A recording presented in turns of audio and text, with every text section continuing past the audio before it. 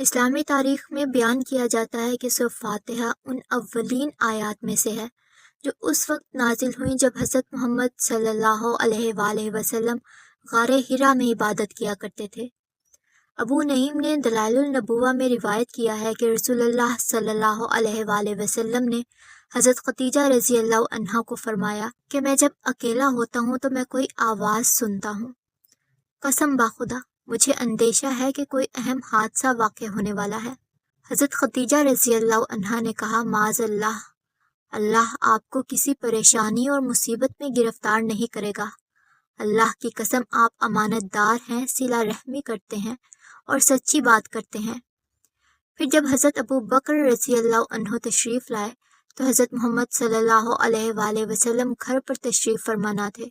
حضرت خدیجہ رضی اللہ عنہا نے حضرت ابو بکر رضی اللہ عنہ کے سامنے حضرت محمد صلی اللہ علیہ وآلہ وسلم کی گفتگو کا ذکر کیا اور کہا کہ تم محمد صلی اللہ علیہ وآلہ وسلم کے ساتھ وراقہ کے پاس جاؤ۔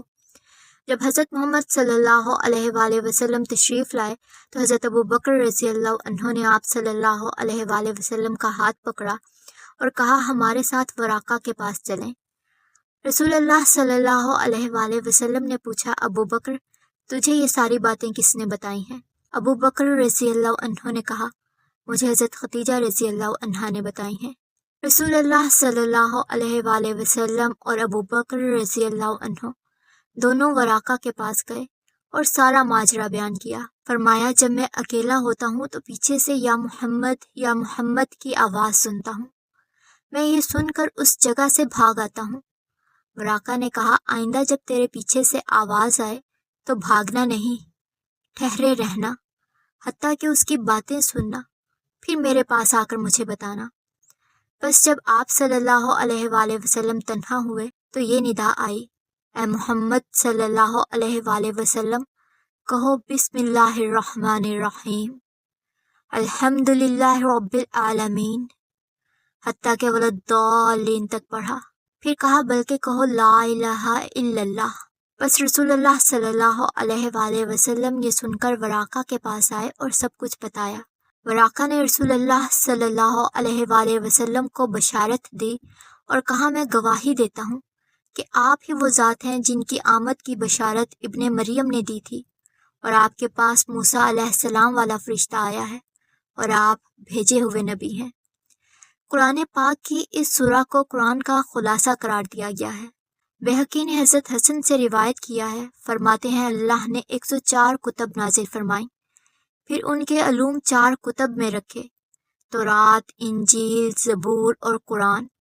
پھر قرآن کے علوم المفصل صورتوں میں رکھے، پھر المفصل کے علوم فاتحۃ الکتاب میں رکھے۔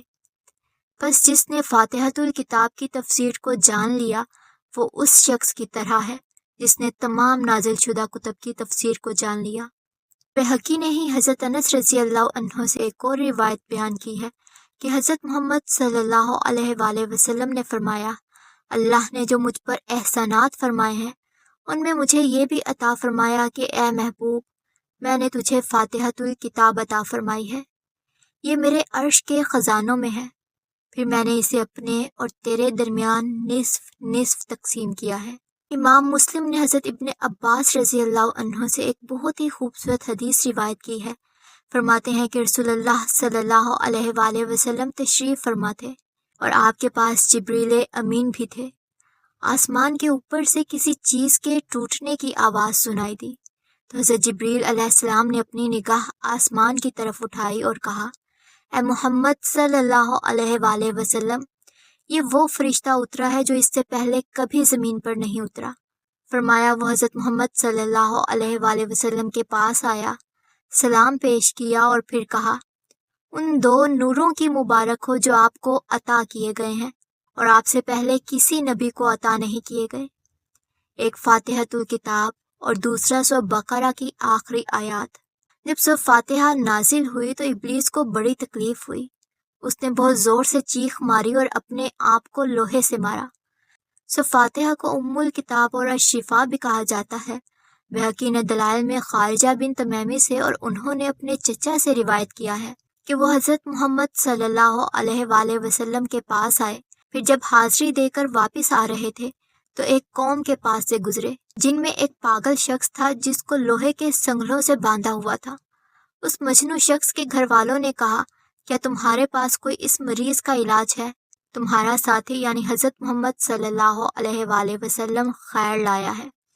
حضرت خارجہ کے چچا فرماتے ہیں، میں نے اس مجنوں پر فاتحۃ الکتاب 3 دن پڑھی، ہر روز 2 مرتبہ، صبح اور شام پڑھ کر دم کر دیتا تھا، بس وہ مجنوں ٹھیک ہو گیا۔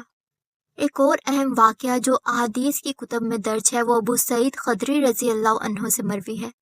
فرماتے ہیں، ہمیں رسول اللہ صلی اللہ علیہ وآلہ وسلم نے ایک جنگی مہم میں 30 شاہ سواروں کے ساتھ بھیجا۔ ہم ایک عرب قبیلے کے پاس اترے، ہم نے ان سے مہمان نوازی کا تقاضا کیا تو انہوں نے انکار کر دیا۔ پھر ان کے سردار کو بچھو نے ڈس لیا تو وہ ہمارے پاس آئے اور پوچھا کہ تمہارے درمیان کوئی بچھو کا دم کرنے والا ہے؟ ابو سعید فرماتے ہیں، میں نے کہا، ہاں میں دم کرتا ہوں، لیکن میں دم نہیں کروں گا جب تک کہ تم ہمیں کچھ نذرانہ نہ دو گے۔ انہوں نے کہا، ہم تمہیں 30 بکریاں دیں گے۔ ابو سعید فرماتے ہیں، میں نے اس پر الحمد شریف 7 مرتبہ پڑھی تو وہ ٹھیک ہو گیا۔ پھر سورۃ فاتحہ کی اہمیت کا اندازہ اس بات سے لگایا جا سکتا ہے کہ اسے ہر نماز میں پڑھنا لازمی ہے۔ حضرت محمد صلی اللہ علیہ وآلہ وسلم نے فرمایا، نماز اس وقت تک مکمل نہیں ہوتی جب تک اس میں سورۃ فاتحہ نہ پڑھی جائے۔ اسی طرح امام دیلمی نے عمران بن حسین سے روایت کیا ہے کہ فاتحۃ الکتاب اور آیت الکرسی جو شخص اپنے گھر میں پڑھتا ہے اس کے گھر والے اس دن انسان اور جن کی آنکھ سے بچے رہتے ہیں۔